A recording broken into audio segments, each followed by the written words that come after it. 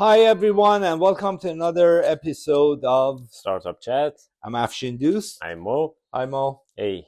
Hey. So, what should we talk about, Mo? So we have covered lots of topics in startup, but one of the most important is financial model and financial projection. Oh my God, bringing up that We are subject. missing that. I know, but that's an interesting subject. What are your thoughts about modeling, financial modeling for a startup to see how the startup will progress? How real can financial models be? I'm not that expert in this area. I like to hear your voice on this subject. Okay. Maybe I'm yeah, I should just listen this time.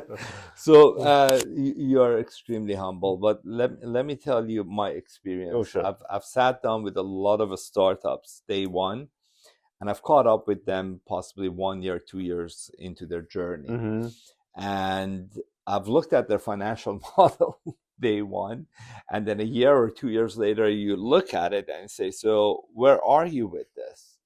And all of a sudden, you see the model doesn't make sense anymore because their business model has changed. Mm-hmm. Their even type of product and their customer has changed. Yeah. And if they're lucky, they've just found product market fit. Their pricing has changed. And so it's a completely new game for them. Mm-hmm.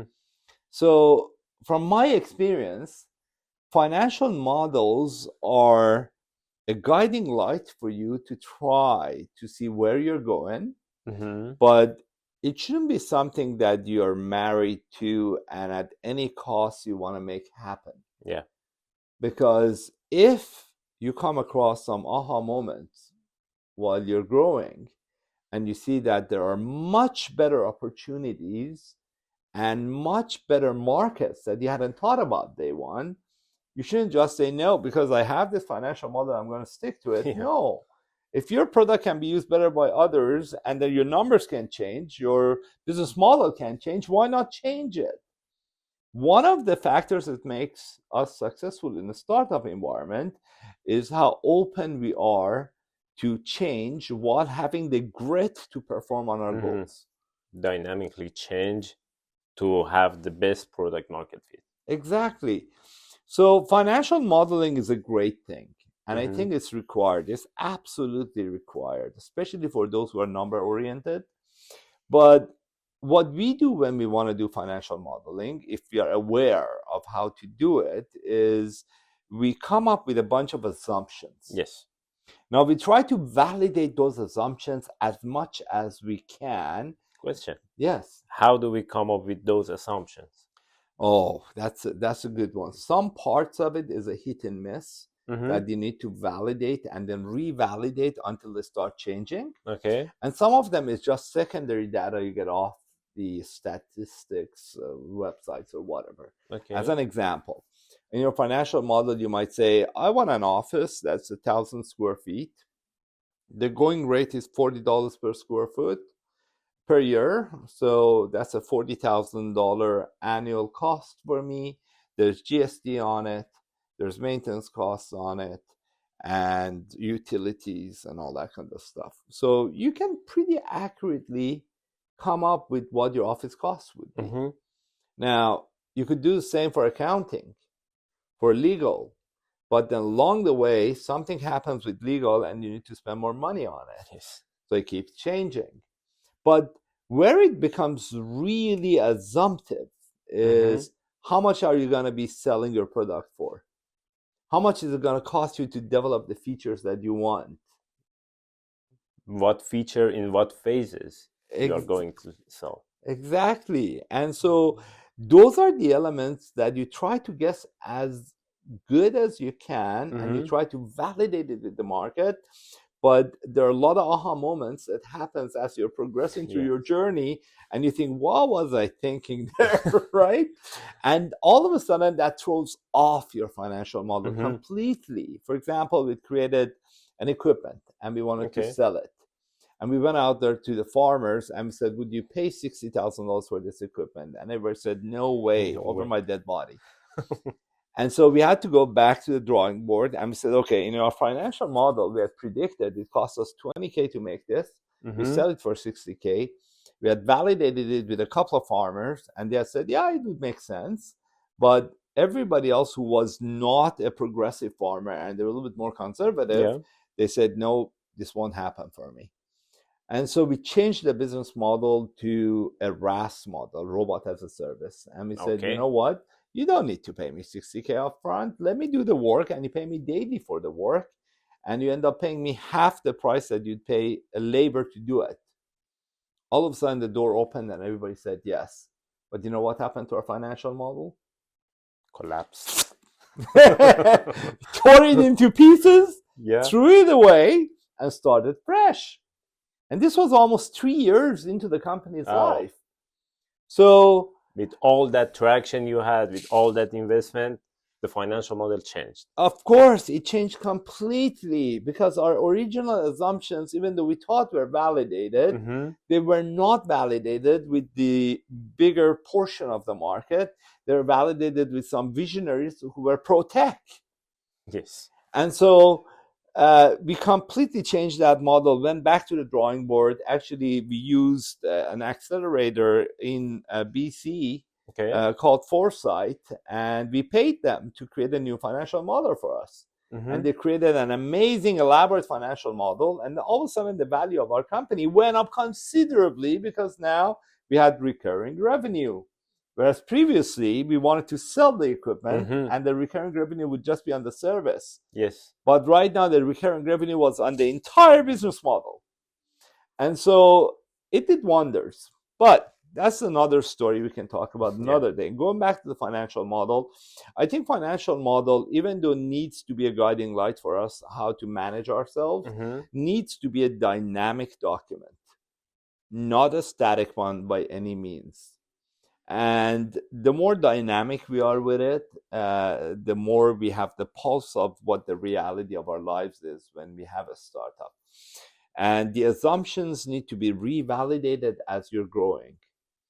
Some of them, they fall into place. For example, you say, I want to pay this much to my CEO, and you're paying that much, and the CEO is doing the good job. Perfect. That was an amazing assumption. I want to pay this much for rent or whatever else, or for equipment, right? All that is perfect. But then the parts where assumptions keep changing require you to continuously update your financial model. And a snapshot of that financial model needs to go into your pitch. Because the investors want to know what is your growth curve and what's your plan for the future. Are we going to reinvest into the company continually for aggressive growth? Or is there a time where we say, no, we're going to invest less, we're going to take out dividends, and we're going to pay ourselves more, or whatever else the plan is. And that comes across in a financial model. And I've seen investors who base their decisions solely on the solidity of the financial statement and how well it's put together, how well it's thought through.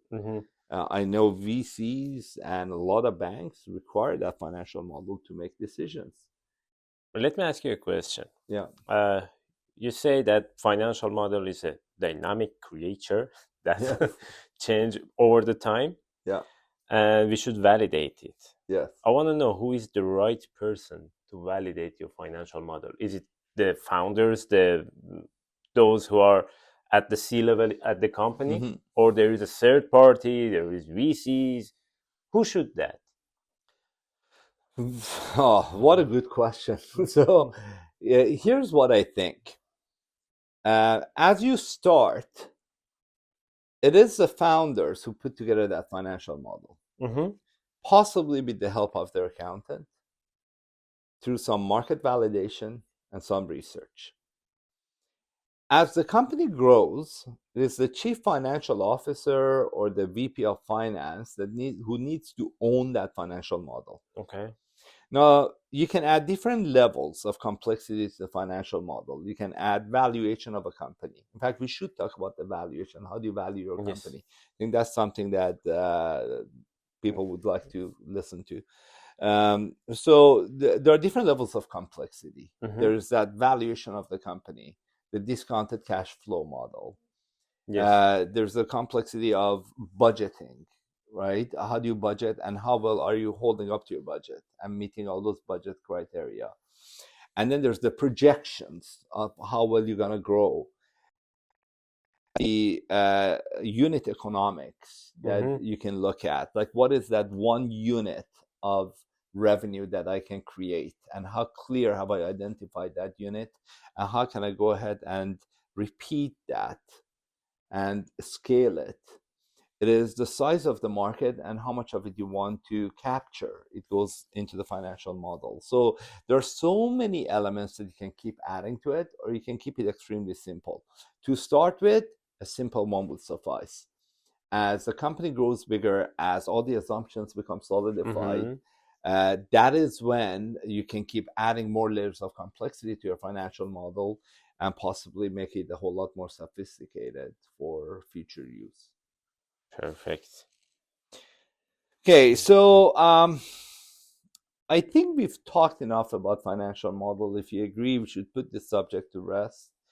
And I would love to talk about how you value a company. Yes. I Uh, think we need a board for that, and you yeah, should start writing and drawing for us. oh, that would be fun. Yeah. That'd be fun. But right now, I'd like to thank you for being with us, for listening and watching us. And like we always say, this is not scientific. It's two friends sharing their experiences with each other. I hope you've enjoyed it. Please do like us and subscribe if you wish. And please do leave comments and Absolutely. tell us if there are any subjects you want us to talk about. Perfect. Okay, well, thank you and have a great day. See you.